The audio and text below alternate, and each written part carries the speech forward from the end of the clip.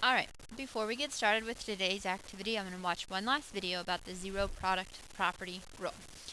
The zero product property rule is that in order for something to multiply together and equals 0, either this first term needs to be 0 because 0 times 8 is 0, or I could say 0 times 6, that's still 0.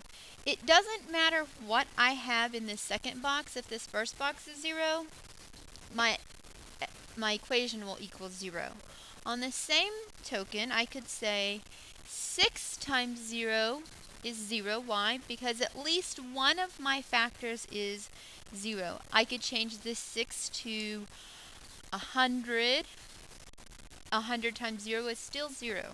So the purpose of this is that no matter what my factors are, if one or both are 0, then the whole entire thing equals 0. Alright, so the zero product property rule, it works for any factored power function. The important thing you realize here is that it says factored, or what we will usually use it for are quadratics. And I will say most quadratics, because later we'll learn when it doesn't work. And what it means to be quadratic is that the exponent is, can anybody tell me? 2. Very good. So here I see my exponent is 2.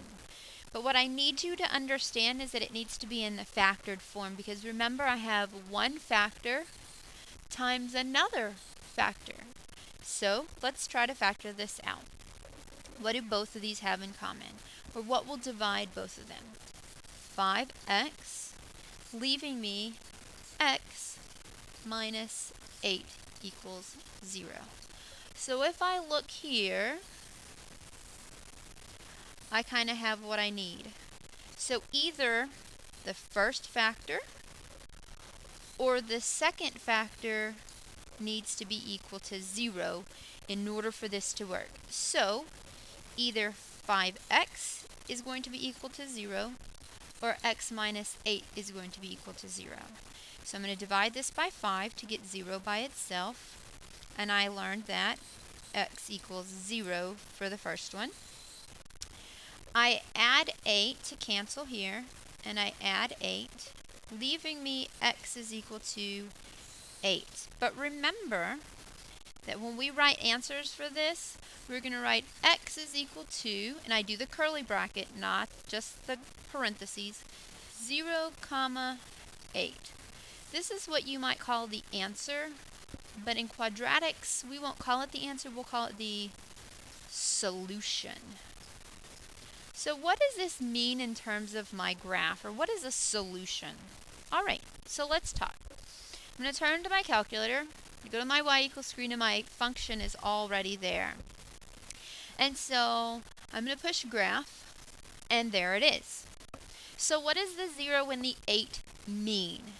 If we look at my graph over here, it seems that here is 0 on the x-axis, because remember I do have x is equal to 0, so x is 0 here, and x is equal to 8 here. What do I notice about both of those points? Well, I notice that my graph here crosses the x-axis at 8, and my graph crosses over here at 0. So let's take a look at my table and see if that is also true. So when x is 0, my y value is 0. And when I go down to 8, my y value again is 0. So I can see this on my graph at 0 and 8, or I can solve it and do it here. I can even go to my table. I'll tell you that the graph and the table don't always work as easy, and that's why we have to know how to do it algebraically. But that's what at least you know now what it looks like graphically. So what is my solution actually? It is actually the x-intercepts of the graph. Okay, so for today, we'll be doing some factoring and some solving.